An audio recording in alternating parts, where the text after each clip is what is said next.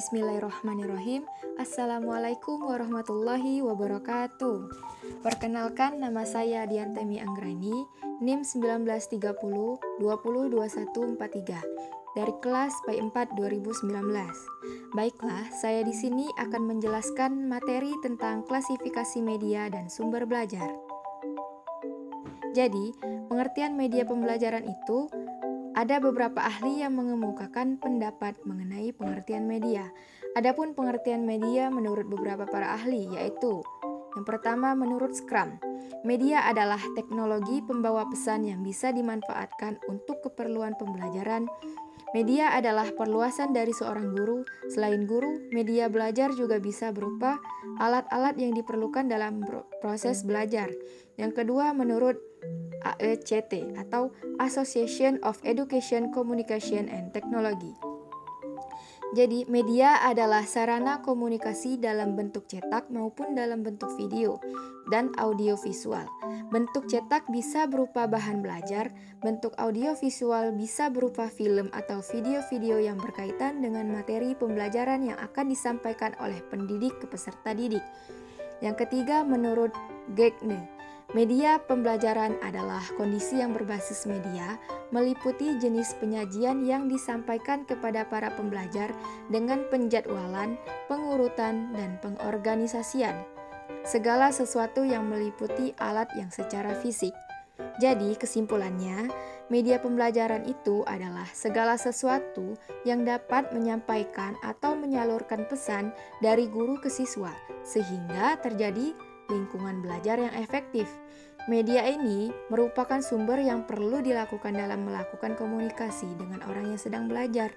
Orang yang sedang melakukan proses belajar mengajar dalam artian yang melakukan media ini adalah seorang pendidik atau guru, agar peserta didik ini bisa paham apa yang dijelaskan oleh pendidik tersebut.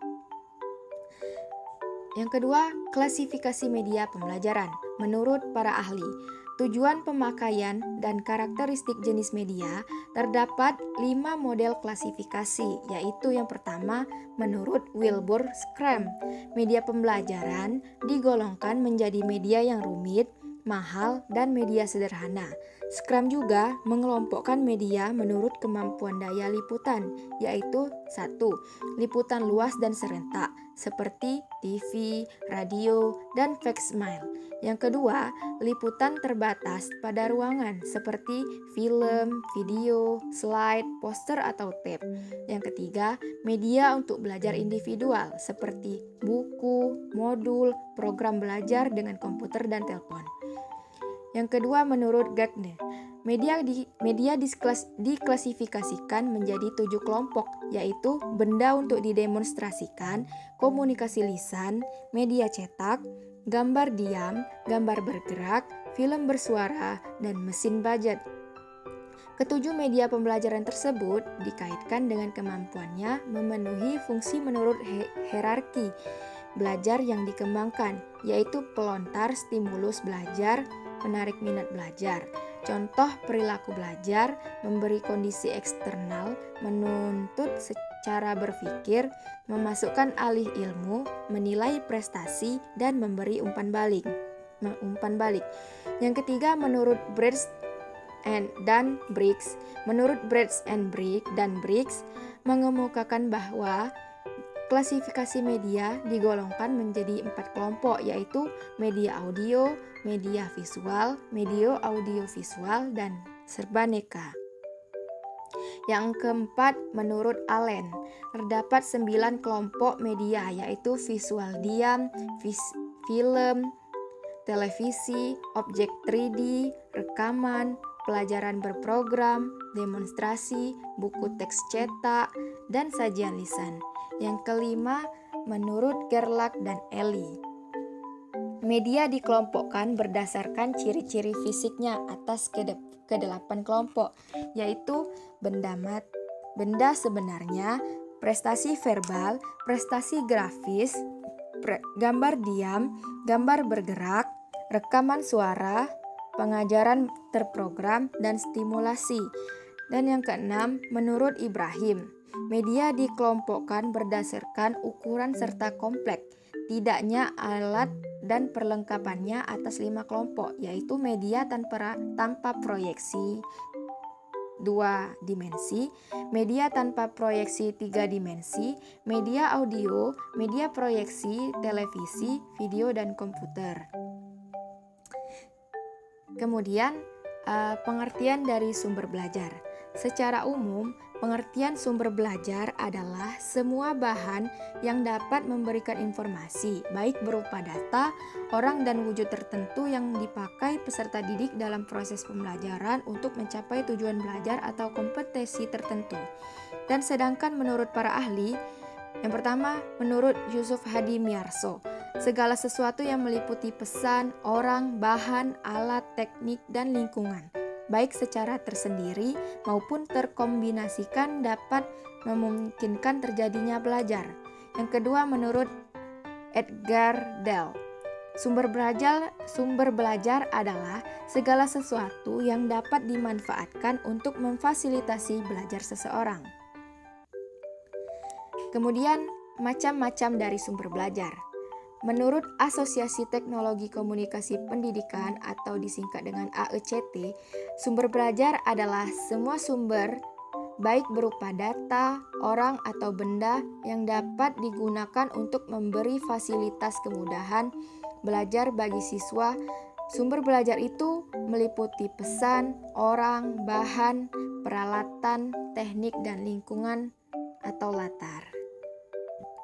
Berdasarkan asal-usulnya, sumber belajar itu terbagi menjadi 2, yakni yang pertama, sumber belajar yang dirancang atau learning research by design, yaitu sumber belajar yang memang sengaja dibuat untuk tujuan pembelajaran. Contohnya adalah buku pelajaran, modul, program audio, transparansi atau OHT. Yang kedua, sumber belajar yang sudah tersedia dan tinggal dimanfaatkan atau learning research by utilization, yaitu sumber belajar yang tidak secara khusus dirancang untuk keperluan pembelajaran, namun ditemukan, dipilih, dan dimanfaatkan untuk keperluan pembelajaran. Contohnya, pejabat pemerintah, tenaga ahli, pemuka agama, olahragawan, kebun binatang, waduk, museum, film, sawah, terminal, surat kabar, siaran televisi, dan masih banyak lagi yang lain. Kemudian, jenis-jenis dari sumber belajar. Yang pertama, pesan. Pesan itu berupa informasi, bahan ajar, cerita rakyat, dongeng, hikayat, dan sebagainya. Yang kedua, orang. Orang itu berupa guru, instruktur, siswa, ahli, narasumber, tokoh masyarakat, pimpinan lembaga, tokoh karir, dan sebagainya. Yang ketiga, bahan. Bahan itu berupa buku, transparansi, film, slide, gambar, grafik yang dirancang untuk pembelajaran, relief, candi, arca, komik, dan sebagainya. Yang keempat, alat atau perlengkapan.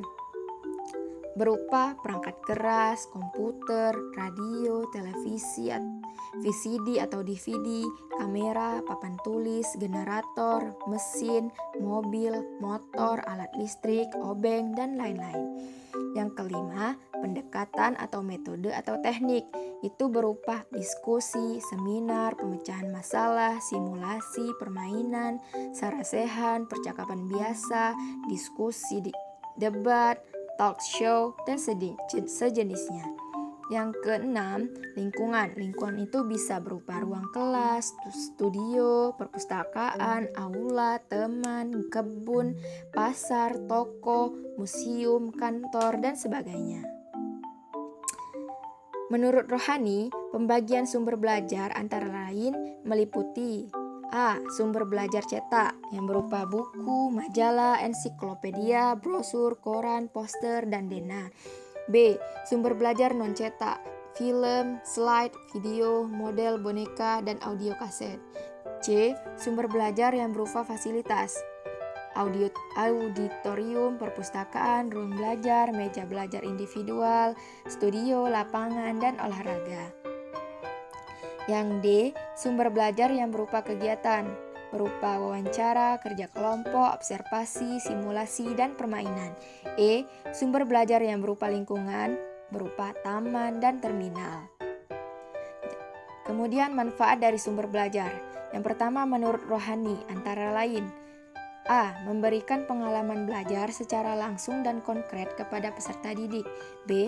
Dapat menyajikan sesuatu yang tidak mungkin diadakan, dikunjungi, atau dilihat secara langsung dan konkret. C. Dapat menambah dan memperluas cakrawala sajian yang ada di dalam kelas. D. Dapat memberi informasi yang akurat dan terbaru. E. Dapat membantu memecahkan masalah pendidikan baik dalam lingkup mikro maupun makro. F.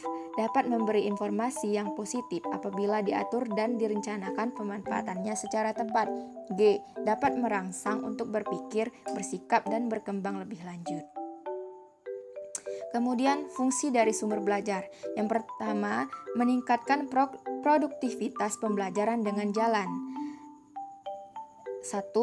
Mempercepat laju belajar dan membantu guru untuk menggunakan waktu secara lebih baik dan mengurangi beban guru dalam menyajikan informasi sehingga dapat lebih banyak membina dan mengembangkan gairah. Yang kedua, memberikan kemungkinan pembelajaran yang sifatnya lebih individual dengan cara mengurangi kontrol guru yang kaku dan tradisional dan memberikan kesempatan bagi siswa untuk berkembang sesuai dengan kemampuannya. Yang ketiga, memberikan dasar yang lebih ilmiah terhadap pembelajaran dengan cara merancang program pembelajaran yang lebih sistematis dan mengembangkan bahan pengajaran yang dilandasi oleh penelitian. Yang keempat, lebih memantapkan pembelajaran dengan jalan meningkatkan kemampuan sumber belajar, menyajikan informasi dan bahan secara lebih konkret. Yang kelima, memungkinkan belajar secara seketika, yaitu dapat mengurangi kesenjangan antara pembelajaran yang bersifat verbal dan abstrak dengan realistis yang sifatnya konkret, memberikan pengetahuan yang sifatnya langsung. Yang keenam, memungkinkan penyajian pembelajaran yang lebih luas dengan menyajikan informasi yang mampu menembus batas geografis. Mungkin itu saja yang dapat saya jelaskan dari materi tersebut.